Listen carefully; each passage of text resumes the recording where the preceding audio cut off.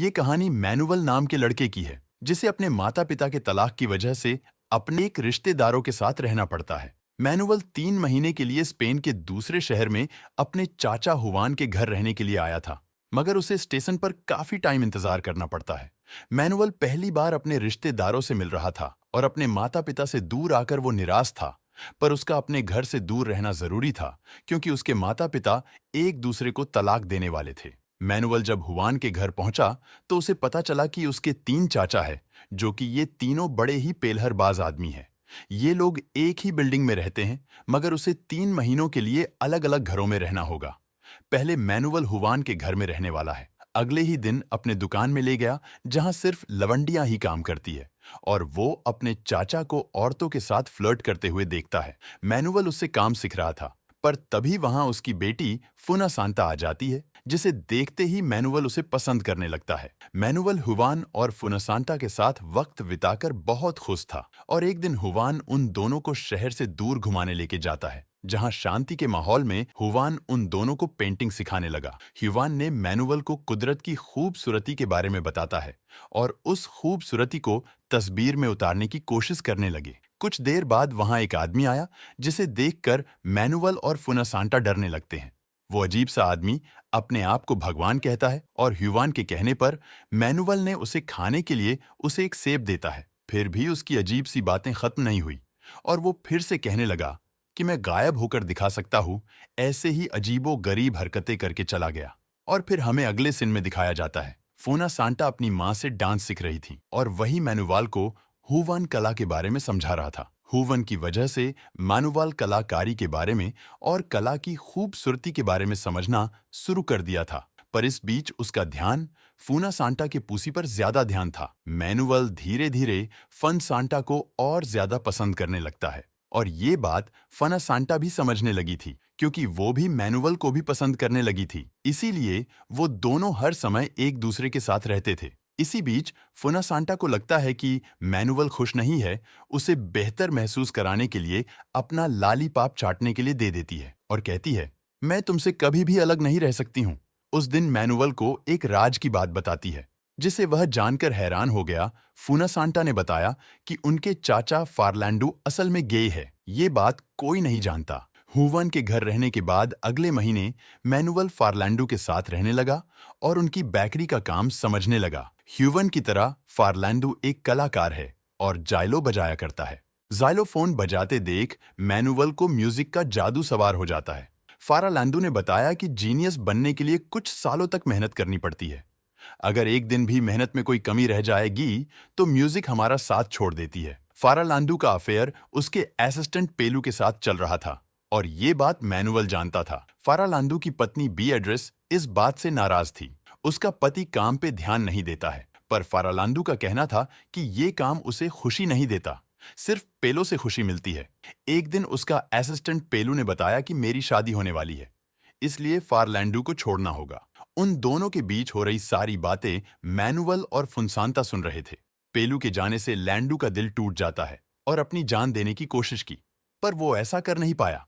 उस शाम जब मैनुअल बीएड्रेस के कमरे में आया तो उससे पूछने लगी कि बीएड्रेस उसे खूबसूरत लगती है या नहीं। मैनुअल से अजीबो गरीब बातें पूछने लगती है। तब मैनुअल ने फार्लैंडो और पेलू के बारे में उसे बता देता है। इस अफेयर के बारे में जानकर बीएड्रेस मैनुअल से इस अफेयर को राज रखने का वादा करने के लिए कहती है, और फार्लैंडो से नाराज होने की बजाय बीएड्रेस उसे संभालने लगी, जिसके बाद उसे बेहतर महसूस कराने की कोशिश भी करती है। मैनुअल एक नई दुनिया देख रहा था, और इस दुनिया में उसे फुनसांता के साथ खुशी मिल रही थी। उस दिन अचानक उन्हें 2 अनजान लोगों को छत पर आते देखा। तब फुनसांता ने बताया कि वो अमेलियो की बेटी लोली और उसका बॉयफ्रेंड है, जो गाजा लेकर वहां से भागा है।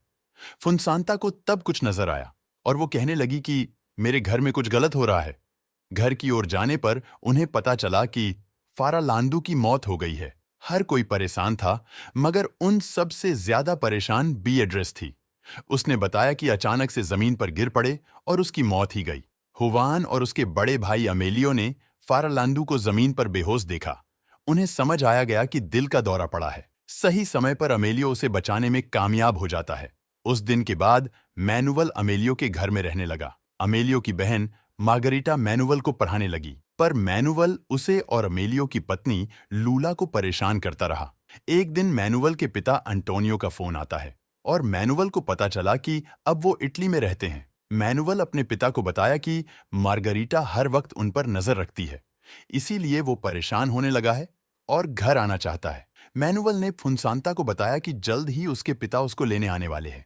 ये सुनकर फुनसांता निराश हो जाती है। मैनुअल और फुनसांता एक दूसरे से शादी करना चाहते हैं, पर वो जानते हैं कि दो कजन्स एक दूसरे से शादी नहीं कर सकते हैं। अमेलियो के घर में एक कमरा था जहां जाने की किसी को इजाजत नहीं था, मगर मैनुअल उस कमरे में चला गया और उसे पता चला कि ये कमरा असल में अमेलियो का क्लिनिक है। अमेलियो उसे क्लिनिक में देखकर खुश हुआ और अपने दूसरे भाइयों की तरह वो भी मैनुअल को अपने काम के बारे में बताने लगा। अमेलियो एक आंखों का डॉक्टर था जो मैनुअल को आंखों में छुपी खूबसूरती को दिखाने लगा। कुछ समय बाद मार्गरीटा उन पर नजर रखने लगी और उन बच्चों पर चिल्लाने लगी, क्योंकि उसने उन दोनों को उस कमरे में आने से रोका था, और अमेलियो से कहने लगी कि उनके पिता यानी कि मैनुअल के दादा अंटोनियो से बात करने की जिद कर रहे हैं, क्योंकि वो मैनुअल को ही अंटोनियो समझते हैं। मार्गरीटा का कहना था, मैं उन्हें और नहीं संभाल सकती, क्योंकि वो दिन भर मरने की बातें करते रहते हैं। अमेलियो जानता था कि उनके पिता मैनुअल से बात करके अच्छा महसूस करेंगे, इसीलिए उसने मैनुअल को अपने पिता के पास भेज देता है। मैनुअल के दादा कहने लगे कि दुनिया खत्म होने वाली है और इसीलिए दुनिया खत्म होने से पहले दुनिया देख लेनी चाहिए। फुनसांता के अलावा किसी को भी मैनुअल के दादा की बातें समझ नहीं आती थी, और फिर ये कहने लगे, घर में कई सारे राज्य है और वो सारे राज परिवार को शर्मिंदा करती है, और वो अपन खुद का राज बताने वाले थे, पर इन्होंने बताते हुए अपनी बात बताना भूल जाते हैं। जब उन्हें अपनी बात याद आती है तो उन्होंने बताया कि मैं वर्ल्ड वॉर का हिस्सा रह चुका हूं। उस दौरान एक आदमी को बहुत बुरी तरह मारा था और उसे मारकर इसी घर के भीतर गाड़ दिया था। वो ये राज बताने के बाद ये कहने लगे कि उन्हें एक ऐसी जगह जाना है जहां वो सुकून की सांसें ले पाए। यही कहकर वो सो गए। कुछ देर बाद मैनुअल लॉडी आज समय बिताने लगा और वो ये सोचने लगा कि लोली खूबसूरत दिखने के लिए अपने चेहरे को पेंट क्यों कर रही है। जब मैनुअल उसे उसके बॉयफ्रेंड और गाजा के बारे में पूछा तो नाराज हो गई। अपने बॉयफ्रेंड और गाजा की बात राज रखने के लिए समझाकर वहां से चली जाती, मगर वो ये नहीं जानती थी कि उसका परिवार पहले से जानता है कि उसका बॉयफ्रेंड चूतिया है। इस बीच मैनुअल मार्गरीटा को अजीब सी बातें करते हुए देखने लगता है और मार्गरीटा से पूछता है। वो सबको बताने लगी कि वो भगवान से बातें करती है। अमेलियो उसकी बातें सुनता है तो वो नाराज होने लगता है और उसके पागलपन को छुपाने की कोशिश करता है, मगर मैनुअल उसकी बातें सुनकर मजे ले रहा था। उस दिन अमेलियो ने लोली से कहा, तुमको अपने बॉयफ्रेंड से दूर रहना होगा, पर जब उसने अमेलियो से बहस करना शुरू किया तो अमेलियो अपना आपा खो बैठा। अमेलियो को इस तरह देखकर मैनुअल बुरी तरह डर गया, पर लोली ने समझाया कि उसके पिता कभी कभार चुतियों वाली हरकत कर बैठते हैं। मैनुअल इस अजीब से परिवार के पागलपन का हिस्सा बनने लगा था, मगर ये पागलपन उन लोगों के लिए आम बात थी। वो सब ऐसे बर्ताव करने लगे थे जैसे वहां कुछ हुआ ही नहीं है। और अचानक अमेलियो के पिता उन्हें अकेलेपन के बारे में कविता सुनाने लगे। वो कविता उन्होंने मैनुअल के पिता अंटोनियो के लिए लिखी थी, और कविता अमेलियो को अपने सामने देखकर उन्होंने बताया कि वो यहाँ उसके आने का इंतजार कर रहे थे। अल्जाइमर रोग की वजह से वो सब कुछ भूलने लगे और वो अपने घर का रास्ता भटक गए, इसलिए उस पार्क में आकर बैठ गए। फुनसांता ने कहा, वो जानती थी कि उसके दादा पेड़ पक्षियों से प्यार करते हैं, इसीलिए वो समझ गई थी कि वो इसी जगह उन्हें मिल जाएंगे। उस वक्त मैनुअल के दादा ने कहा, वो समुंदर देखना चाहते हैं, क्योंकि वो सुकून की सांस वही ले पाएंगे, और मौत की बातें फिर से करने लगे। मगर अमेलियो ने कहा, जब तक मैं जिंदा हूं, मैं अपने पिता को मारने नहीं दूंगा। अमेलियो ने वादा किया, उन्हें समुंदर के पास ले जाएगा, और ये सुनकर वो बहुत खुश हुए।